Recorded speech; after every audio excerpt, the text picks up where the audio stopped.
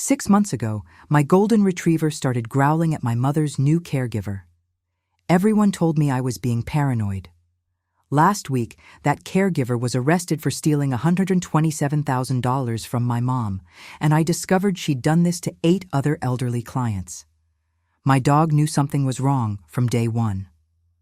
My mother, Patricia, is 74 years old. After her stroke last spring, she needed full-time help at her house in our Phoenix suburb.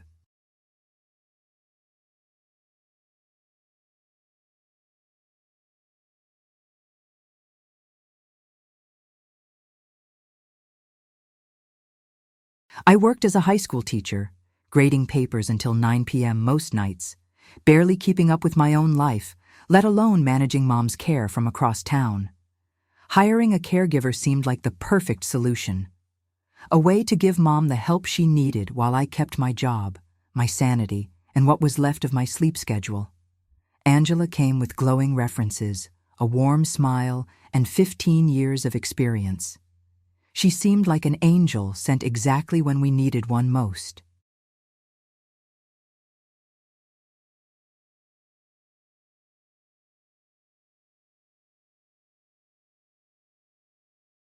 My golden retriever, Buddy, disagreed from the very first second.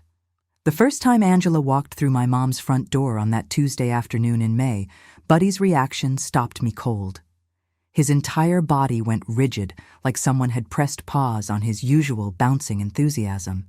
His tail, which was always wagging like a golden flag whenever we visited Mom, happy to see her, happy to be anywhere, dropped low and completely still.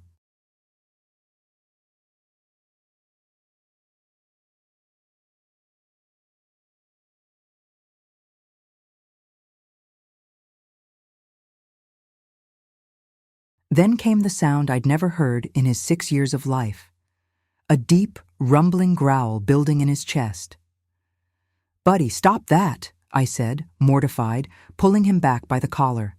My face burned with embarrassment. Angela laughed it off, waving her hand dismissively. "Oh, don't worry about it, sweetie. Dogs sometimes need time to adjust to new people. He'll warm up to me in no time." But that's the thing. Buddy warmed up to everyone. The mailman, the neighbor's screaming toddler.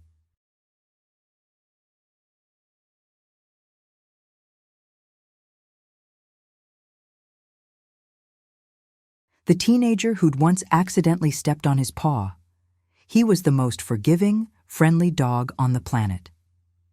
Before I tell you what happened next, drop a comment telling me where you're watching from. And if this story hits home, don't forget to subscribe. I share these stories because we all need to trust our instincts and our dogs. But Buddy didn't adjust. Over the next 2 weeks, his behavior around Angela didn't just continue, it escalated.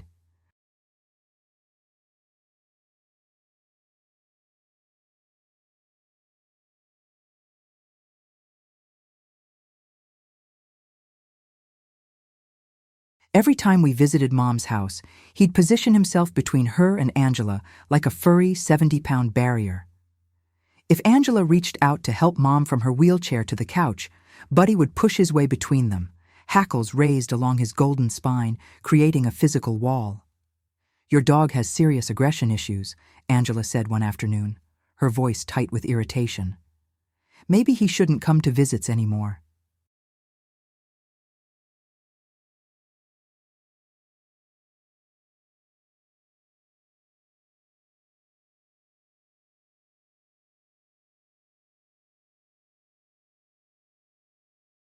"He's making me uncomfortable, and honestly, it's disruptive to your mother's care."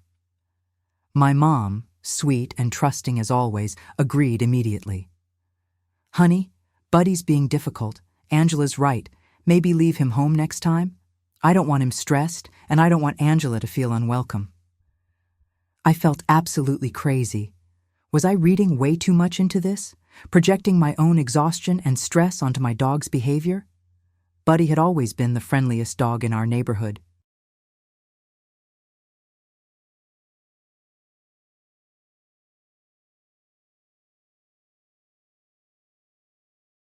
Kids could climb all over him at the park. Complete strangers could walk up and pet him. He'd once let a stray cat eat from his food bowl while he waited patiently beside it. He had never, not once, shown aggression toward anyone. But everyone in my life kept telling me the same thing, like a chorus of doubt. Golden retrievers can get territorial as they age, my sister said knowingly over coffee. It's totally normal. Maybe he sees Angela as competition for your mom's attention.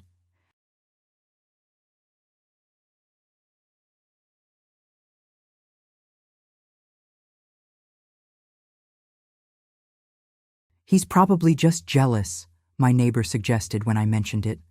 Dogs can be possessive of their favorite people. Even my husband shrugged it off. He's probably picking up on your stress about your mom. Dogs are sensitive that way. So I started leaving Buddy at home during my visits to Mom's house. But the guilt ate at me. He'd pace by the front door, back and forth, whining anxiously from the moment I left until I returned 2 hours later.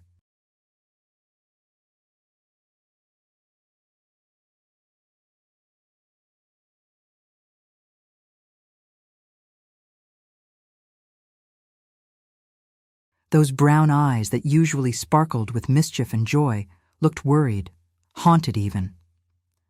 When I'd finally get home, he'd sniff my clothes obsessively, burying his nose in my sleeves and pant legs, as if desperately searching for something wrong. I kept telling myself everyone was right. I was overreacting. Buddy was just being weird. Dogs went through phases, right? I should have listened sooner.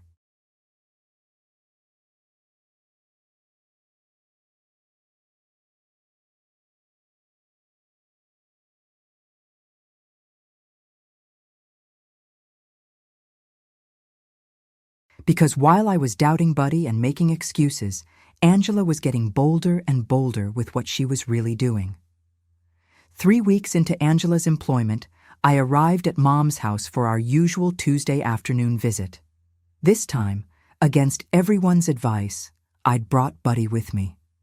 I couldn't stand his anxious pacing anymore, and frankly, I missed having him there. Mom loved Buddy. They had a special bond.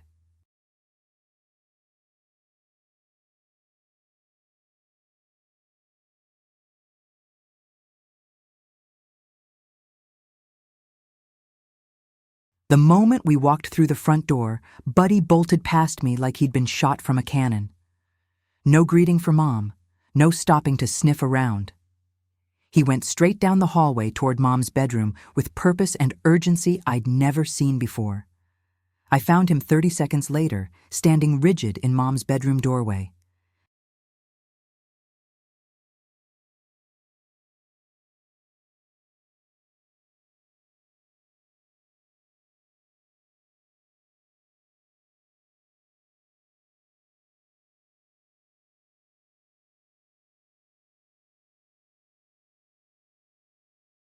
Angela was at the dresser with Mom's antique jewelry box open in her hands, the one my grandmother had left to my mother, filled with pieces that held more sentimental than monetary value. When Angela saw Buddy, then me behind him, she quickly snapped the box closed. "Just organizing," she said smoothly, her smile never faltering. "Your mother asked me to sort through her jewelry. Some of the chains were tangled."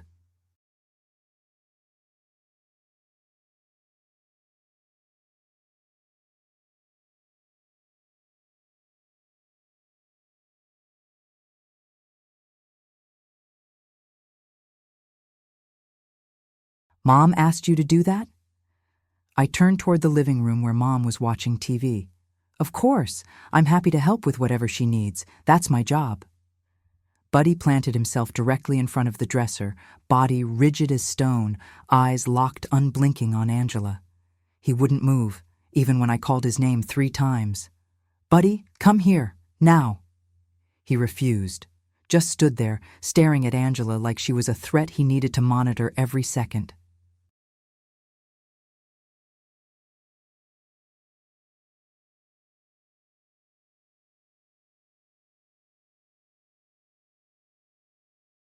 "I'm so sorry," I said, embarrassed again, grabbing his collar and physically pulling him from the room. "I really don't know what's gotten into him lately." Angela's smile looked a little more strained now. It's fine, really. But you might want to consider a behavioral specialist. This isn't normal. Later that night, lying in bed, something nagged at me. A tiny voice in the back of my mind that wouldn't shut up. I grabbed my phone and called Mom.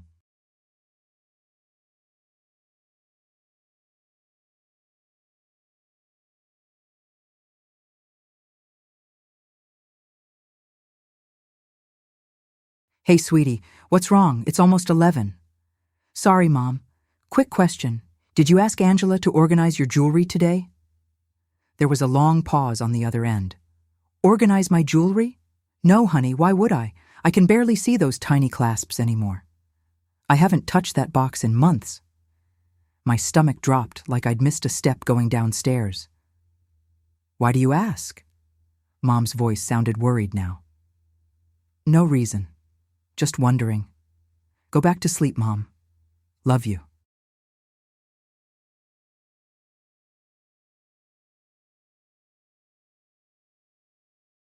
I hung up and stared at the ceiling for 2 hours, unable to sleep, Angela's lie replaying in my mind on an endless loop. The next morning, I did something I'd never done before, something that felt sneaky and wrong and absolutely necessary. I showed up at Mom's house unannounced at 9 a.m., 2 full hours before my usual Tuesday visit time. Angela answered the door, and for just a split second, maybe half a second, her warm, welcoming smile faltered. Her eyes widened slightly.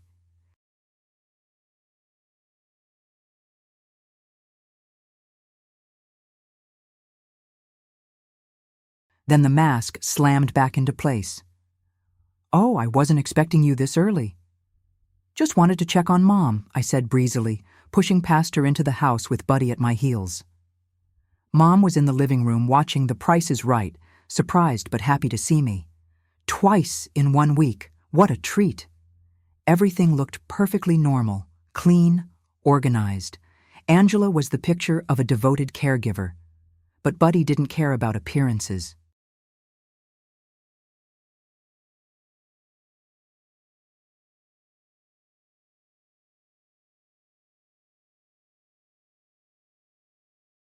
He went straight to Mom's office, a small room off the hallway where she kept her desk, filing cabinets, and decades of paperwork.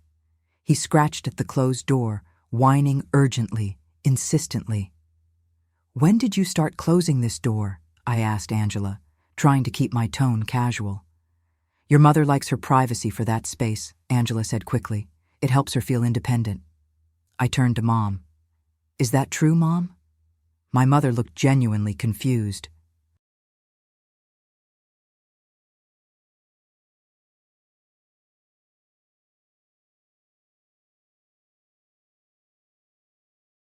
I never asked for that door to be closed. I can't even get my wheelchair in there now with the door shut. Angela, why would you tell her that? Angela's face tightened just slightly. I must have misunderstood what you wanted, Patricia. My mistake. I opened the door. Buddy rushed inside like he'd been waiting for this moment for weeks.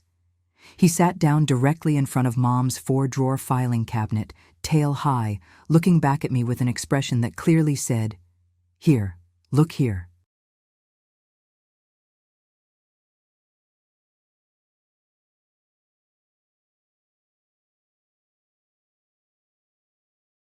I've been trying to tell you.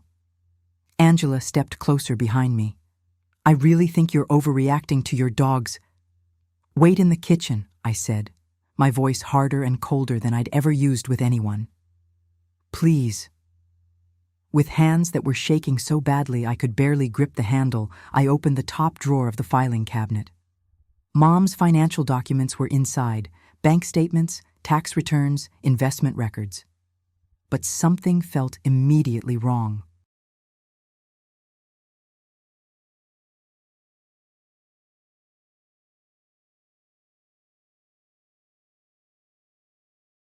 The folders were organized differently than I remembered from when I'd helped Mom sort through them after Dad died. Some papers looked like they'd been photocopied recently.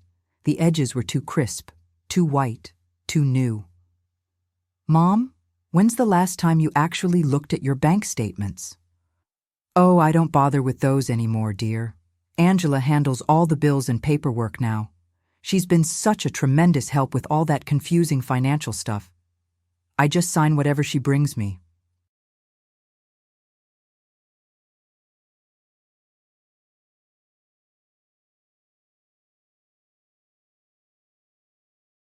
Red flags weren't just waving, they were screaming, blaring sirens in my head.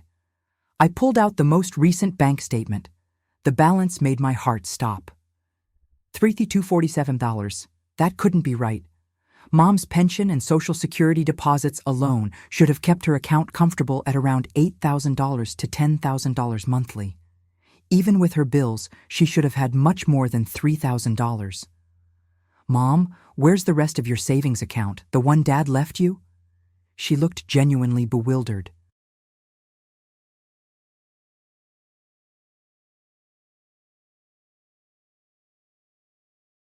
What do you mean?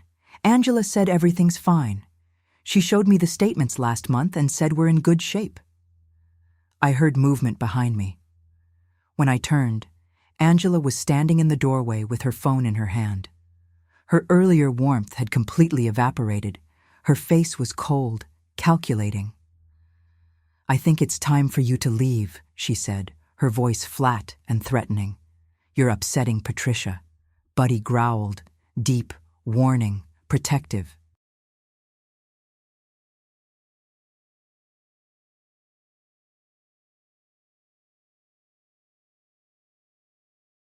He positioned himself between me and Angela, his message crystal clear. His body language screamed danger, threat, protect. I'm not going anywhere, I said, pulling out my own phone with trembling fingers. Not until we figure out exactly where my mother's money went. I called my mom's bank right there in the office, with Angela standing in the doorway, watching me and Buddy keeping his body between us like a furry security guard.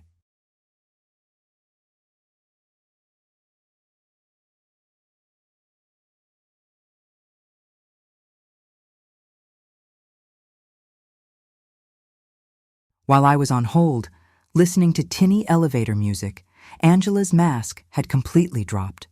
Her face was hard, calculating, angry. This is financial abuse, she said suddenly, her voice sharp. You're controlling your mother's finances without her consent. You're isolating her from someone who actually cares about her well-being. I could report you to Adult Protective Services for this. The threat hung in the air like poison.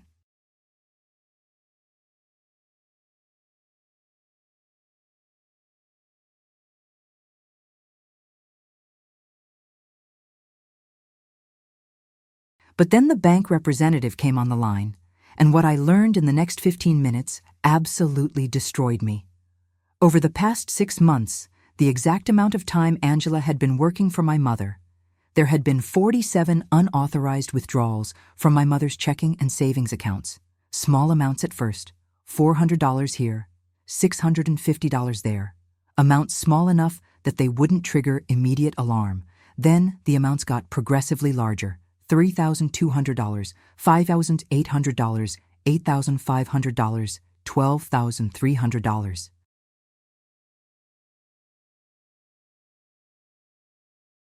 The total was $127,000, $127,000. Gone. But how is that even possible? I asked, my voice shaking so badly I could barely form words. She would need access to my mom's accounts. The withdrawals were made using your mother's debit card and PIN, as well as checks written from her personal checkbook, the representative explained. The signatures on the checks match the signature we have on file. I looked at Angela, whose face had gone very still.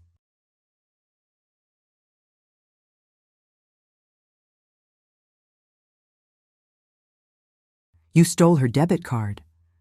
Your mother gave it to me, Angela said quickly, defensively. She asked me to handle her expenses. She'll confirm it, won't you, Patricia? I turned to my mom, who was now in her wheelchair in the doorway, looking confused and frightened. Mom, Did you give Angela permission to take $127,000 out of your accounts? My mother's face crumpled like paper. I don't remember. She said she needed the card for groceries and pharmacy trips.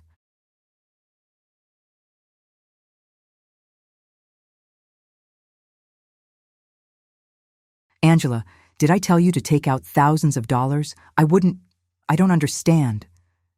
Angela didn't answer. She was already moving toward the front door, grabbing her purse from the hall table.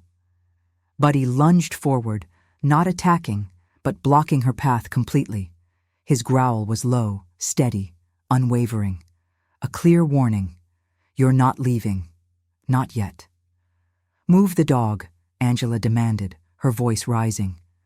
Sit down, I said, my voice like ice. We're calling the police, right now.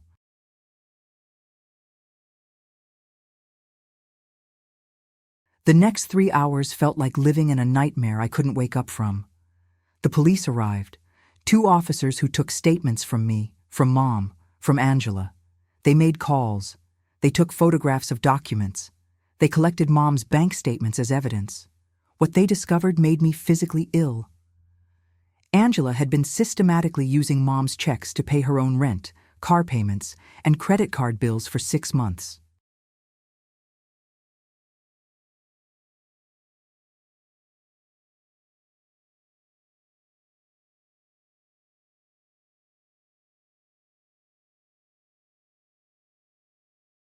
She'd even taken out a cash advance of $15,000 last month, money that my mother would never, ever see again. Money that was supposed to help pay for Mom's medical expenses and care. But that was just the beginning of how deep this went. When the detective ran Angela's real information through their system, her face went pale. "Ma'am, you need to see this," he said to me quietly, showing me his laptop screen.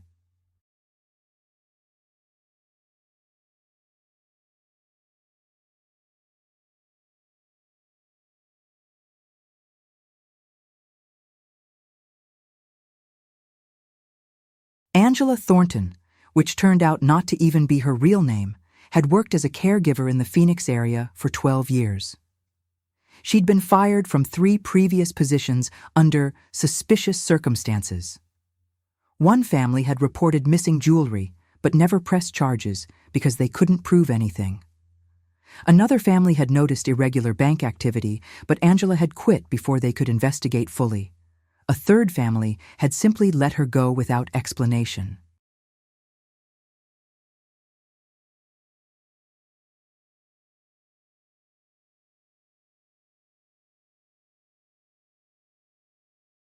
"We're going to need to contact her other recent clients," the detective said grimly. "I have a very bad feeling about this." Angela was arrested that afternoon, handcuffed in my mother's living room while Mom cried and I held Buddy, who finally seemed to relax slightly. Over the next week, I became completely obsessed. Every free moment I had was spent digging through records, making phone calls, coordinating with the detective and the district attorney's office. I barely slept.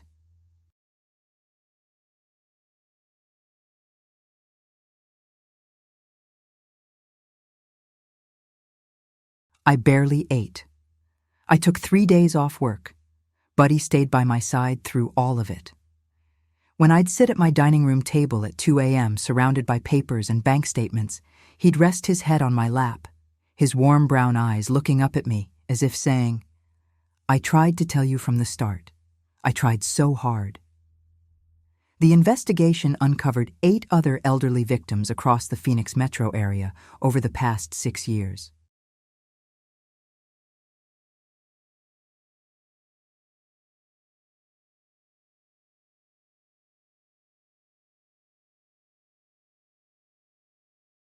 All of them had hired Angela through the same caregiver referral agency, an agency that apparently did minimal background checks. All of them had experienced similar systematic theft. One victim, an 81-year-old veteran named Richard, had lost $184,000.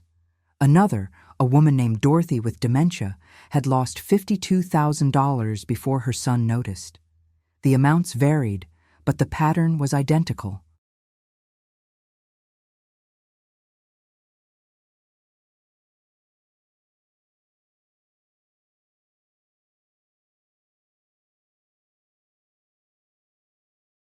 Angela would gain trust, take over financial management, then slowly drain accounts while the families were too busy or too trusting to notice immediately.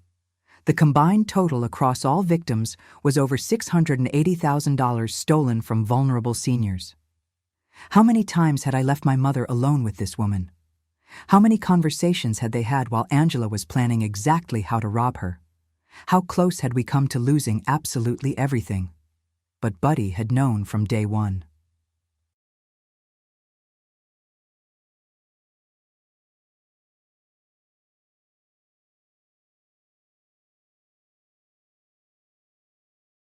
Somehow he'd sensed it.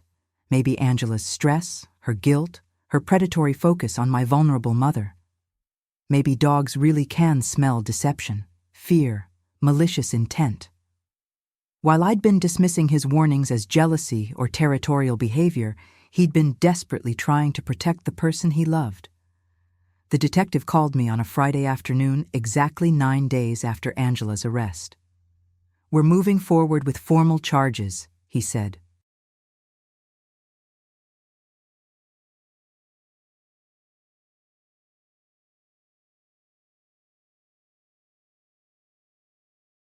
Financial exploitation of a vulnerable adult, forgery, identity theft, and grand theft. She's looking at 8 to 15 years if convicted, maybe more. I sat down hard in my kitchen chair, relief and rage and grief washing over me in waves. "What about the money?" I asked. "Can my mom get any of it back?" "We've frozen Angela's bank accounts and seized her assets. She spent a lot of what she stole, but we've recovered approximately $89,000 so far through various accounts."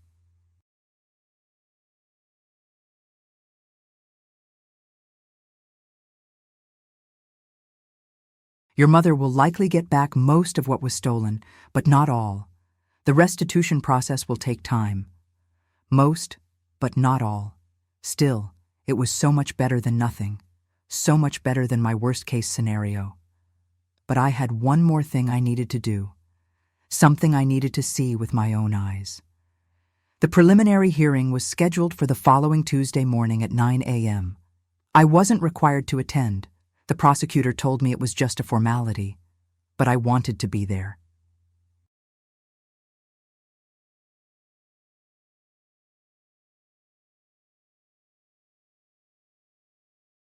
I needed to see Angela's face when the charges were read aloud. I needed that closure. Buddy couldn't come into the courtroom, so my husband Mark waited outside in the hallway with him.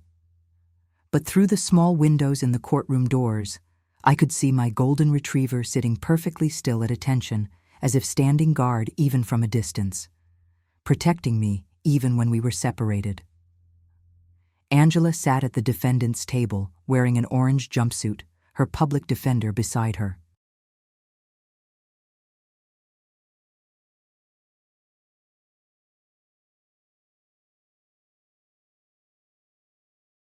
She looked smaller somehow, diminished. Stripped of the warm, caring caregiver persona she'd worn like an elaborate costume for 6 months. When she glanced back and saw me sitting in the gallery behind the prosecutor, her expression hardened into something cold and hateful. The prosecutor, a sharp woman named Lisa Chen, who specialized in elder abuse cases, laid out the charges methodically.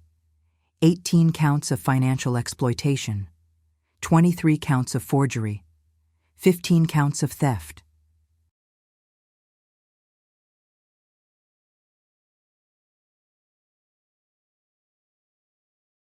Each count carried potential years of prison time.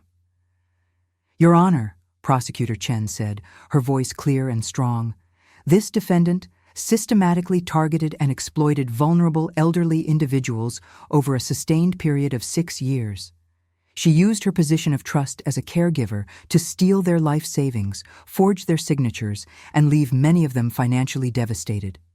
8 victims have come forward so far with a combined confirmed loss of over $680,000.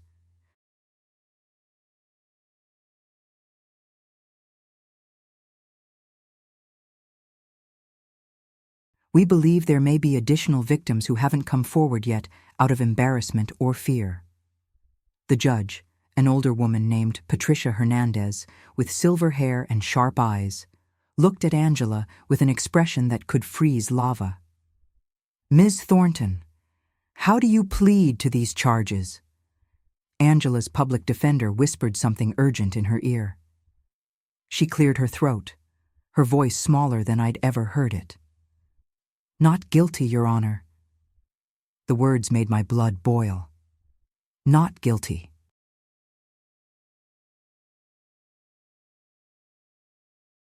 After everything, after the bank records, the forged checks, the 8 families she'd destroyed, not guilty. But Prosecutor Chen wasn't finished. "Your Honor, the state is also requesting that bail be set at $250,000. The defendant has no meaningful ties to this community. We have evidence suggesting she has significant financial resources hidden in accounts under different names. She has demonstrated a clear pattern of deception and targeting vulnerable victims. She is an extreme flight risk."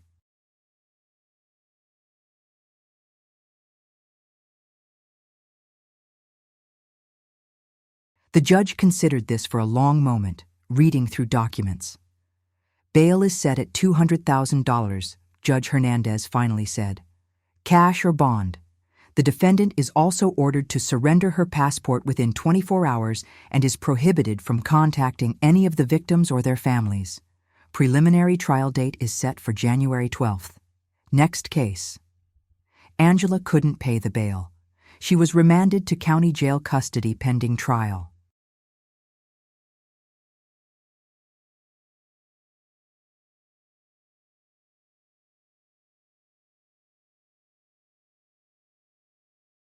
As they led her out in handcuffs and ankle shackles, she looked directly at me one last time. There was no apology in those eyes, no remorse, no acknowledgement of the harm she'd caused. Just cold, calculating rage, probably already planning her defense strategy, figuring out how to manipulate the system one more time. I walked out of that courtroom and found Buddy waiting in the hallway. The moment he saw me, his entire body started wiggling with pure joy.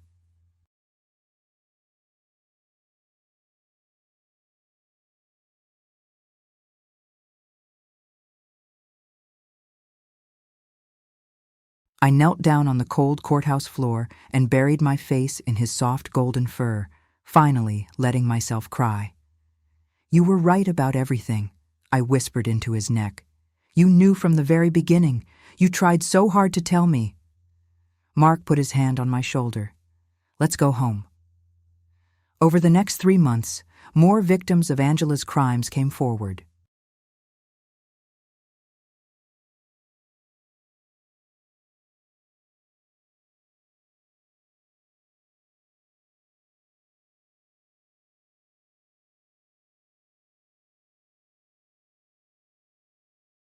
The total climbed to 11 families, 11 elderly, vulnerable people she had systematically robbed while pretending to care for them. The detective told me that Angela had actually been fired from her very first caregiving job over a decade ago for suspected theft, but had simply changed her name slightly, moved to a different agency, and kept working.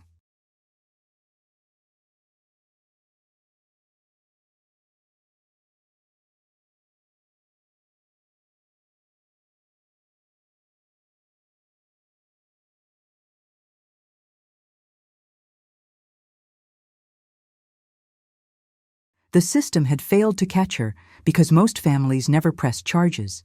They were too embarrassed, too confused, or didn't have enough concrete proof. "Background checks only work if crimes are actually reported and prosecuted," the detective explained. She slipped through every crack in the system for years. The trial was originally scheduled for January, but Angela's lawyer, seeing the absolutely mountain of evidence against her, advised her to take a plea deal.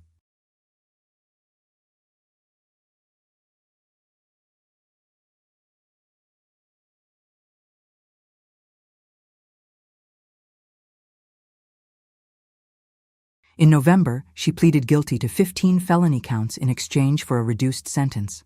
12 years in state prison. Mandatory restitution payments to all 11 victims. It wasn't enough. It would never be enough. But it was something. My mother received $94,000 back through the restitution process, not the full $127,000, but enough to restore most of her financial security. We closed all her old accounts, opened completely new ones with my name as a required co-signer on everything.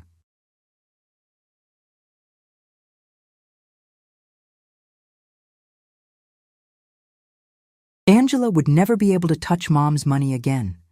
No one would. But the emotional damage was so much harder to repair than the financial damage. Mom had nightmares about Angela for months. She'd wake up at 3 a.m. convinced someone was in her house, stealing from her. She stopped trusting caregivers completely, refused to let anyone new into her home for almost 6 months.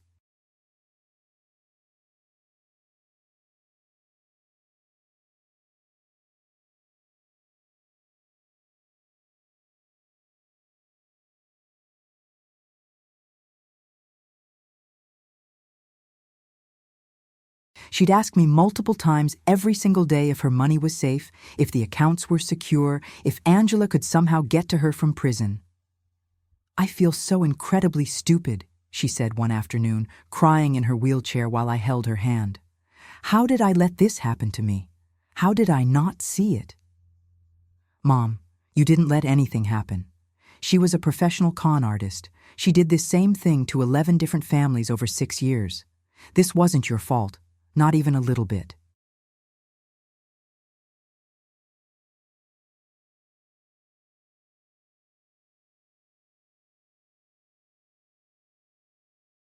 But I understood her shame, because I felt it too.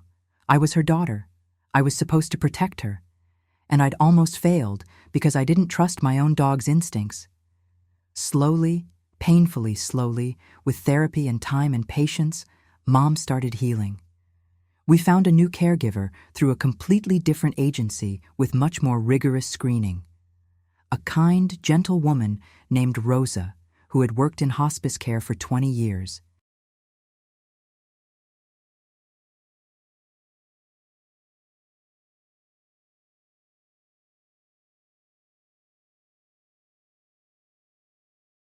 The first time Rosa walked into Mom's house, Buddy's reaction told me everything I needed to know. His tail wagged immediately. His entire body wiggled with his usual joy. He walked right up to Rosa and leaned against her legs, asking for pets. That alone gave me more confidence than any background check or reference letter ever could. 8 months have passed since Angela's arrest and conviction. My mother is doing so much better now. Not perfect, not the same as before, but genuinely better.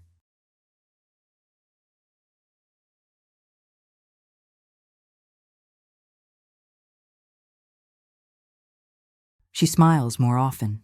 She started her knitting again, working on blankets for the animal shelter, something she'd completely stopped doing during Angela's time because Angela said it was a waste of time and made too much mess. Looking back now with clear eyes, there were so many red flags I'd missed or dismissed. Angela had systematically isolated my mother from her friends, saying they were too demanding and stressed Patricia out.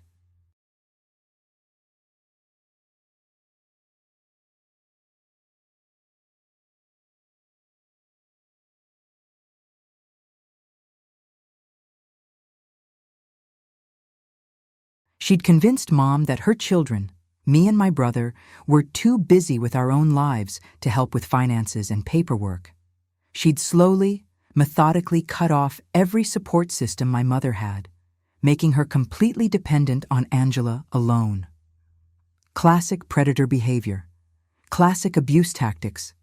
And I'd missed all of it because Angela seemed so warm, so caring, so perfect.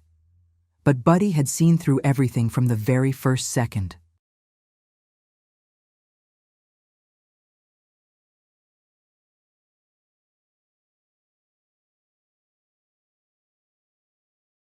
These days, Buddy comes with me to every single visit with Mom.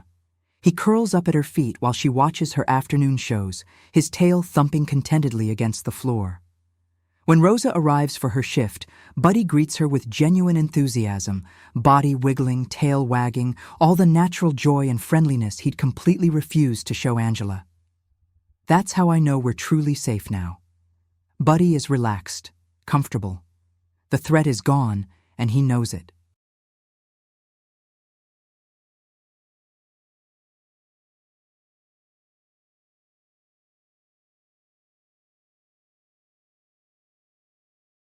I've started volunteering with the local Adult Protective Services Agency, sharing my story and teaching families how to recognize the warning signs of financial exploitation.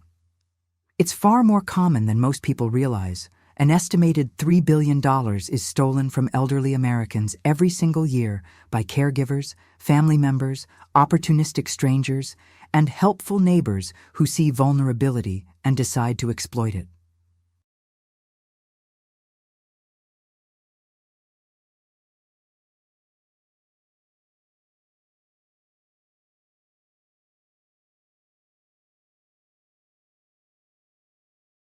The warning signs are often subtle but consistent. Unexplained bank withdrawals, sudden changes to financial documents or wills, isolation from family and friends, caregivers who actively discourage family involvement, missing belongings, forged signatures, and sometimes, a family dog that suddenly won't stop growling at someone. I've personally heard from 3 different families since I started volunteering and sharing Mom's story publicly. All of them had similar experiences.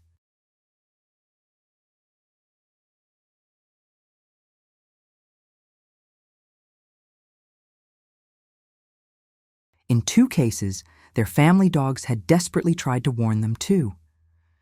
One woman told me her Labrador wouldn't let a helpful neighbor anywhere near her diabetic father's medication cabinet. She'd dismissed it as territorial behavior. Turns out the neighbor was stealing her dad's pain medications and replacing them with Tylenol. Her father's health had deteriorated for months before they figured it out.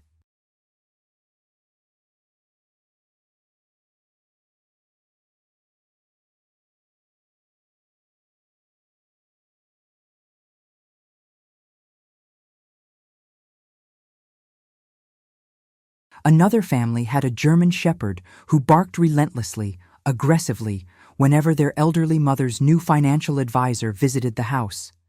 They'd considered rehoming the dog because of the behavior problem. The financial advisor had stolen $67,000 through fraudulent investment schemes before they discovered the truth. "I thought my dog was just being territorial and weird," the daughter told me through tears. "But he was trying to tell me something was terribly wrong."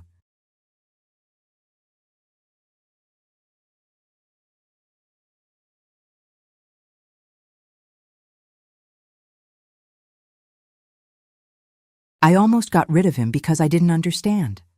They're always trying to tell us something. We just have to be willing to listen. Last week, I took Buddy and my mom to our neighborhood park on a beautiful Saturday afternoon. Mom is using a walker now instead of her wheelchair most of the time. Significant progress that her physical therapist attributes partly to reduced stress and feeling genuinely safe again.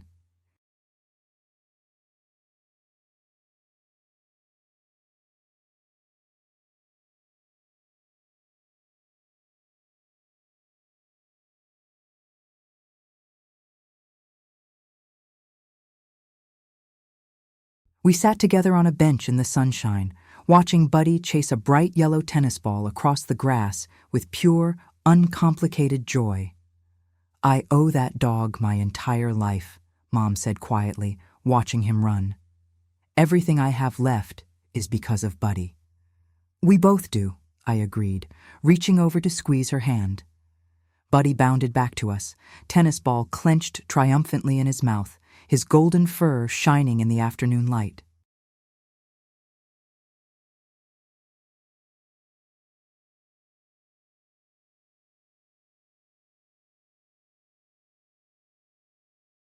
He dropped the ball at my mother's feet and looked up at her with those bright, intelligent brown eyes.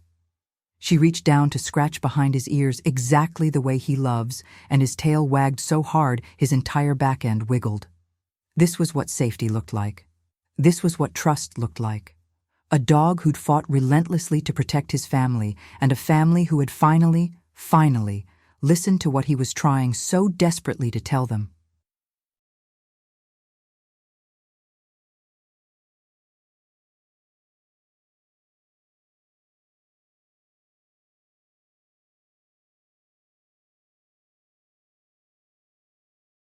I genuinely don't know what would have happened if Buddy hadn't been so persistent with his warnings. If I'd continued dismissing his behavior, if I'd stopped bringing him to visits entirely. Maybe Angela would have drained my mother's accounts completely, every last penny. Maybe Mom would have ended up losing her house, her independence, her dignity. Maybe I never would have discovered the truth until it was far too late to recover anything. But Buddy didn't give up on us.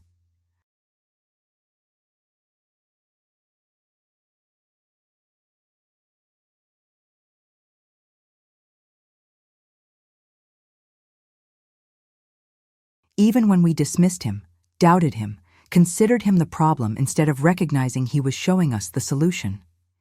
He kept trying. He knew something was devastatingly wrong, and he absolutely refused to stop warning us until we finally paid attention. Trust your dog. Trust your gut instinct. They see things we miss. They feel things we ignore or rationalize away.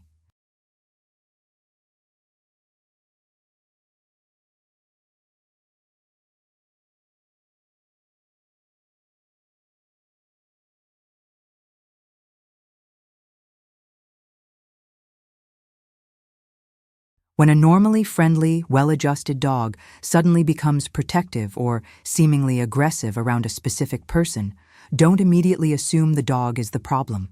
Investigate. Ask questions. Look deeper. Because sometimes, more often than we want to believe, that growl, that protective stance, that behavioral problem is actually the only thing standing between someone you love and complete disaster.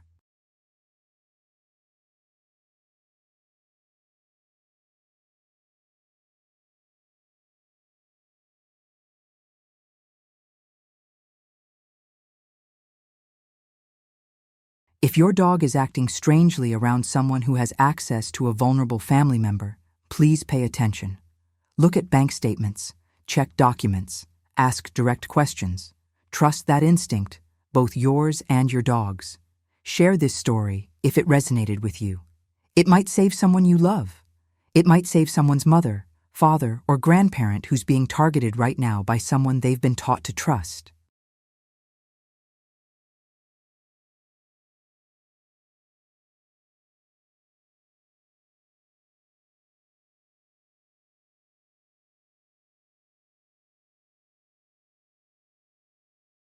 My golden retriever saved my mother from financial ruin and exposed a predator who'd systematically stolen from 11 vulnerable families over 6 years. All because he paid attention when the rest of us were too busy, too tired, too trusting to see what was right in front of us. He's sleeping at my feet right now as I write this, his body completely relaxed, his breathing slow and peaceful and content. The danger has finally passed. His family is safe. His job is done.